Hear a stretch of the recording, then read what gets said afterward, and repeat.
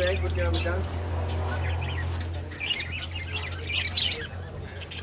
யாரு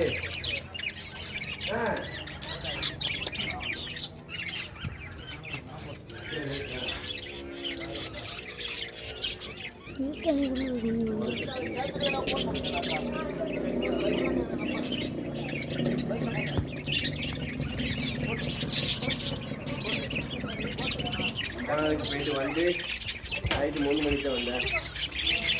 மறுநாள் கிடக்கு நைட்டு 12 மணிக்கு மறுநாள் இருக்கணும். 10 மணிக்கு